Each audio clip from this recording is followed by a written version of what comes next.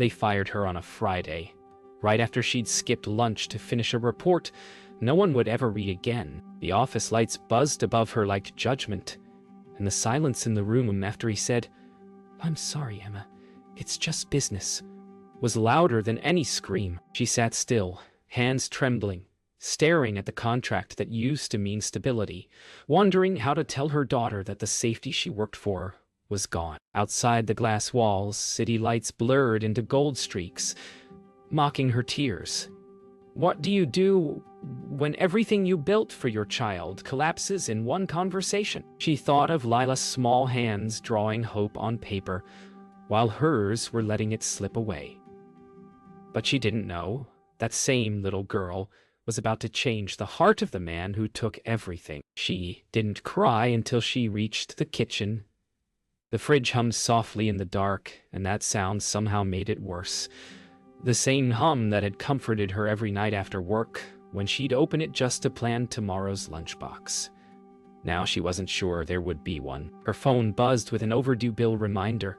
She pressed it to her chest and whispered, "Will I be okay?"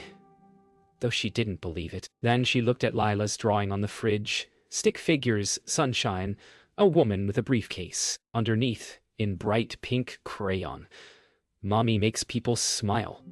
Emma touched the drawing, trying to hold herself together, but the tears finally came. By morning, she'd rehearsed her smile.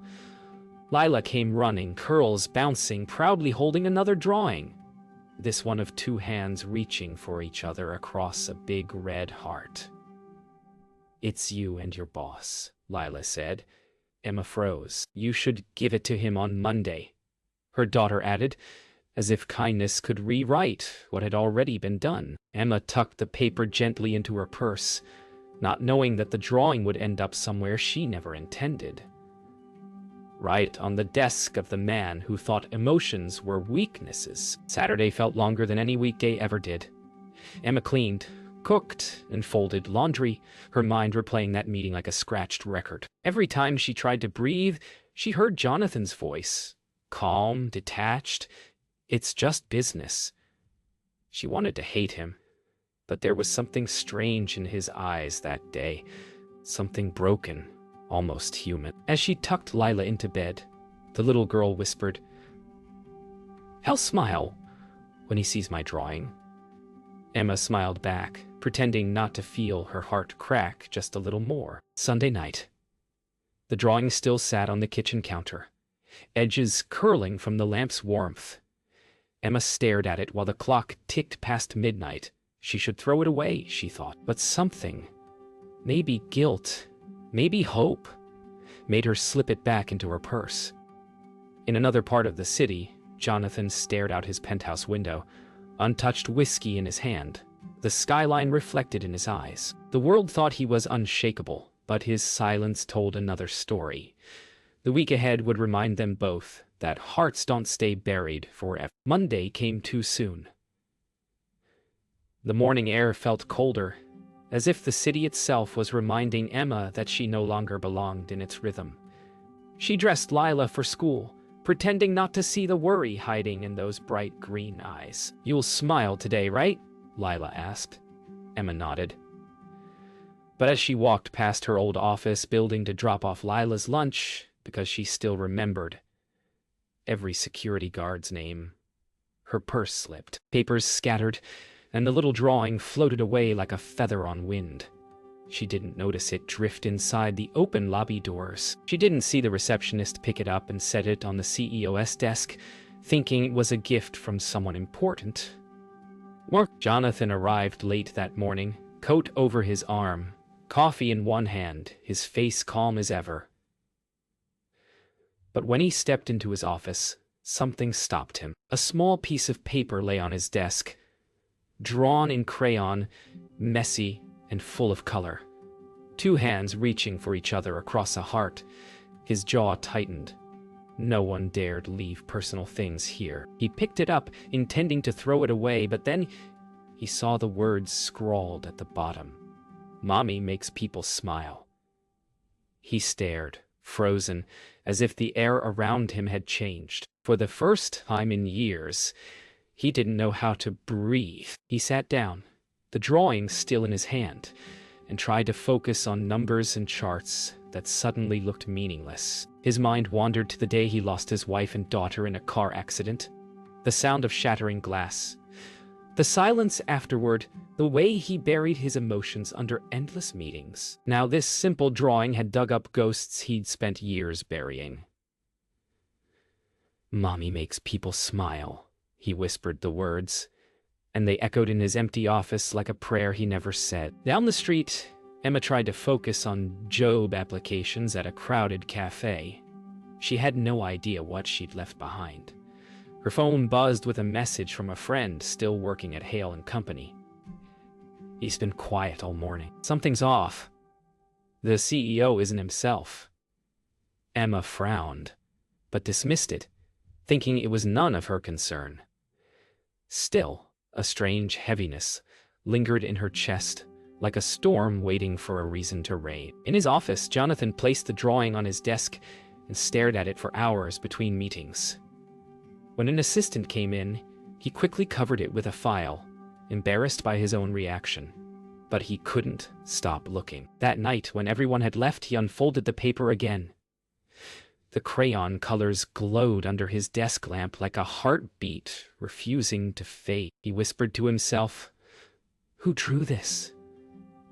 The same question that would soon lead him straight back to Emma Carter, the woman he thought I'd already erased from his life. Jonathan didn't sleep that night. The image of that drawing followed him everywhere.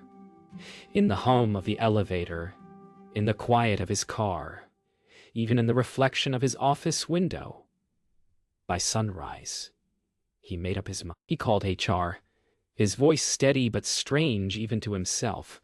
"Find out who used this desk before it was cleared last week." Hours later, her name came up, Emma Carter. The sound of it hit him harder than expected. He remembered her composure when he fired her, the way she didn't beg, didn't argue, just nodded with grace that made him uncomfortable. He looked again at the drawing. Maybe it wasn't just a child's art. Maybe it was a message he was meant to see.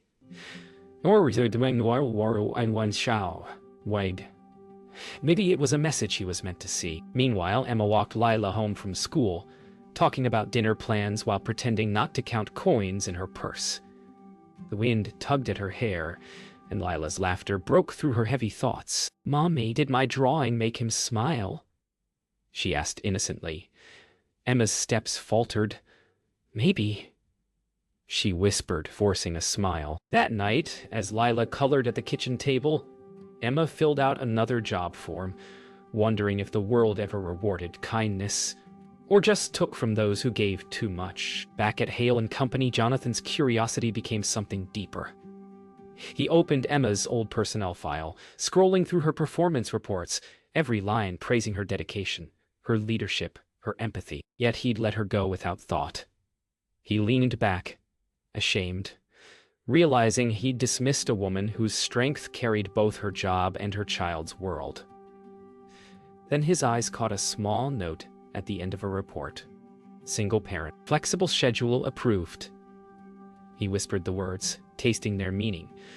For the first time, the man who prided himself on never regretting a decision felt it cut through him like truth. The next morning, Emma received a call from an unknown number. She almost didn't answer. "Ems. Carter. This is Mr. Hale's office. He'd like to meet with you." Her heart stopped. For a second, she thought it was a cruel joke. When she arrived, she clutched her old work badge, something she hadn't been able to throw away. As she entered the same glass building where her world had collapsed days earlier, memories rushed in like cold air. She didn't know what he wanted, but something told her this wasn't about business anymore. When Jonathan saw her step into his office, he couldn't find the right words. The silence between them felt heavy, like all the things he should fed that Friday. He slid the crayon drawing across the desk. "This was yours," he said softly.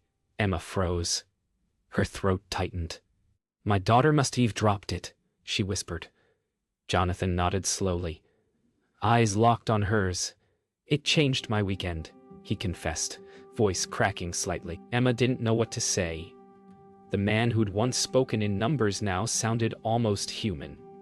And though she didn't realize it yet, that moment would mark the beginning of both their redemptions. For the first time in years, Jonathan couldn't hide behind his titles. Sitting across from Emma, he saw not just an employee, but a mother, a survivor, someone he had wronged without ever knowing her story. He cleared his throat. "Your daughter has a gift," he said softly. Emma smiled faintly. "She just draws what she feels," she replied. He turned the paper in his hand again, tracing the crayon lines as if they were clues to something he'd lost long ago. The silence that followed wasn't awkward. It was fragile. It was the kind of silence that heals if you let it. He leaned back, looking out the window before speaking again. "I used to think emotions had no place in business," he said. "But maybe that's why I stopped feeling anything at all." Emma didn't interrupt. She could tell this was a man unlearning his own armor. "You lost someone, didn't you?" she asked gently. His jaw tightened. "My wife and daughter. 10 years ago." The words came out like an exhale he'd been holding for years. Emma's eyes softened, the tension between them dissolving. Sometimes it takes someone else's pain to make you face your own. For a moment, the two sat in silence, strangers bound by loss they never chose. "I thought shutting everyone out would protect me," Jonathan admitted. "Instead, it just made me forget what life feels like." Emma nodded, understanding too well the art of surviving pain. "Sometimes," she said softly, "we forget that broken things can still hold light." Her words lingered in the air like music. Jonathan looked at her, truly looked at her, and in her eyes he saw the courage he'd been missing. Later that afternoon, Emma stood outside the office building, breathing in the cool air. She hadn't expected closure, only confusion. Yet, something about Jonathan's vulnerability had shifted something deep inside her. Forgiveness, maybe, or understanding. As she waited for the bus, she looked down at her phone. A message from him blinked on the screen. "Thank you for your honesty. I owe you more than an apology." She read it twice, unsure what he meant. Somewhere inside, a small spark of hope began to glow. That night, Jonathan sat in his empty office long after everyone had gone home. The city lights shimmered through the glass, and the child's drawing lay at the center of his desk, framed now in silk. He whispered to himself, "She's right. Broken things can still hold light." For the first time in a decade, he picked up the phone not to give an order, but to make something right. "Emma, it's Jonathan." "Emma, I'd like to meet you and your daughter tomorrow. I think I have something for both of you." His voice trembled, not from power, but from peace finding its way back. Tuesday morning carried an unfamiliar calm.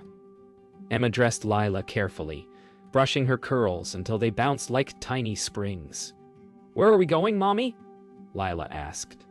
"To meet someone who wants to thank you," Emma said softly. At the cafe near the park, Jonathan waited in a gray coat, holding 2 cups of hot chocolate. When they arrived, he knelt to Lila's height, unsure how to start. "You must be the artist," he said with a small smile. Lila giggled. "Did my drawing make you smile too?" Jonathan's throat tightened. "Yes," he whispered. "More than you'll ever know." They sat together, the conversation flowing in ways none of them expected. Lila spoke with the openness only a child could have, telling stories about her Mommy's magic at work, and how she drew happy endings for sad people. Jonathan listened, smiling faintly, every word unraveling a decade of silence he hadn't realized was suffocating him. Emma watched quietly, heart swelling as she saw the man who once broke her down, now trying to make things right. Not through power, but through kindness. When Lila went to the playground nearby, Jonathan turned to Emma. "I don't expect forgiveness," he said quietly, "but I'd like to fix what I can. The company needs people like you, people with heart." Emma hesitated. "You don't owe me anything," she replied. He shook his head. "Maybe not, but I owe her. For reminding me what being human feels like." His eyes drifted toward the child running freely under the morning sun, her laughter cutting through every wall he'd ever built. Emma agreed to meet him at the office later that week to discuss reinstating her position. But that day wasn't about business. It was about humanity rediscovered. As they walked to the car, Lila tugged at Jonathan's sleeve. "I made you another drawing," she said shyly, handing him a folded paper. Inside was a picture of 3 stick figures, a man, a woman, and a little girl holding hands under a bright sun. "That's us," she said. Jonathan blinked back tears. For the first time in years, someone had drawn him not as a boss, but as family. That night, Jonathan placed Lila's new drawing beside the framed one on his desk. The 2 pieces, one lost, one given, told a story of forgiveness that no speech could ever capture. He looked out at the city, lights glowing like promises kept. Somewhere deep inside, the man who once lived behind glass walls had finally stepped into the warmth of life again. And somewhere across town, a single mother tucked her daughter into bed with a smile, not because everything was perfect, but because for the first time, it finally felt possible. The following week, Emma walked back into Hale and Company, not as the woman who had been fired, but as someone reborn through grace. The same halls that once echoed with shame now felt lighter, warmer. Jonathan greeted her at the entrance instead of sending an assistant. "Welcome back, Emma," he said sincerely, extending his hand. She hesitated, then smiled and took it. For both of them, it wasn't just a handshake. It was a truce between past pain and new beginnings. Every story of loss, it seemed, had room for resurrection if hearts were willing. Her old coworkers watched quietly as Emma settled into her former desk. Some whispered, surprised she had returned. But she didn't come back for revenge. She came to prove that kindness could lead to. Jonathan walked by later that morning, nodding with respect. "Well, start fresh," he said softly. She smiled. It wasn't about power anymore. It was about people, and rebuilding what cold ambition had once broken. Later that day, during a meeting, Jonathan asked her opinion on a project, something he'd never done before. Emma spoke with quiet confidence, her ideas grounded in empathy and understanding. For the first time, the team listened differently, because the tone from the top had changed. Jonathan noticed it too. People were lighter, conversations warmer. He realized leadership wasn't about control.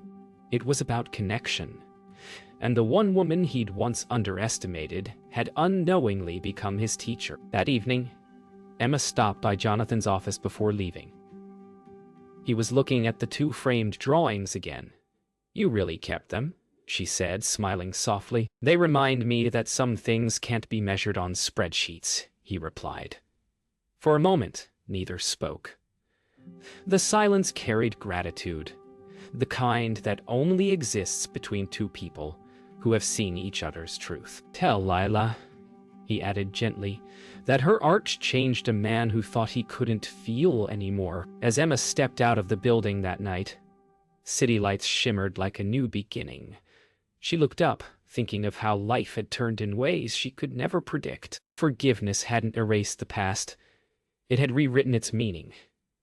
Inside, Jonathan stood at the window, watching her disappear into the crowd. In his heart, he whispered a silent, "Thank you."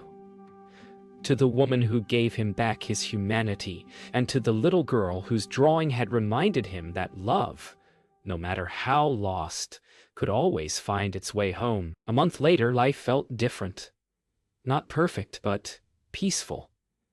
Emma woke to Lila's excited voice. "Mommy, today's the art show," she laughed, helping her into a little yellow dress. The school gym smelled of paint and glue, the walls lined with stories drawn in color. Emma pinned Lila's name tag under her artwork, a bright canvas showing 3 people holding hands under a sky filled with hearts. "It's us," Lila whispered proudly. Emma felt tears well, not of sadness but of gratitude. for second chances, for small miracles, and for the day her daughter's art healed more than one broken soul. As parents filled the room, Emma noticed a familiar figure standing quietly by the doorway. Jonathan, dressed simply in a light gray sweater, held a bouquet of white lilies. Their eyes met across the crowd, and she smiled. Not surprised somehow, but deeply moved. He walked toward them, stopping beside Lila's painting. "I think I know this one," he said softly. Lila grinned. "That's you." The laughter that followed was small but pure, the kind that feels like home. Later, as the children performed a short song on stage, Jonathan and Emma stood side by side in the back row. "I never imagined I'd be standing here," he murmured. Emma glanced at him. "Neither did I." He paused, voice quiet. "You gave me back more than forgiveness. You reminded me what love can still look like." She smiled, eyes glistening. It was never gone, just waiting to be found again. The sound of children singing wrapped around them like a promise the world was finally keeping. After the show, Jonathan handed Lila the bouquet. "These are for the artist who changed my life," he said warmly. Lila blushed, hiding behind her mom's leg. "Are you happy now?" she asked shyly. Jonathan knelt again, smiling through misty eyes. "Happier than I deserve," he replied. Emma placed a gentle hand on his shoulder. "You earned it," she said softly. For the first time, all three stood together, not as boss and employee, or as strangers bound by guilt, but as people connected by grace. As the sun set behind the school, the three of them stepped outside together. The golden light wrapped around them, soft and forgiving.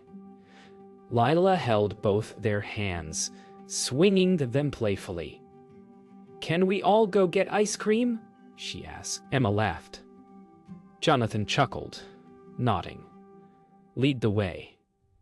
And as they walked down the quiet street, laughter echoing through the air, the story that began with loss ended not in revenge, but in redemption. Because sometimes, all it takes is a child's drawing to remind the world that even broken hearts can still paint something beautiful.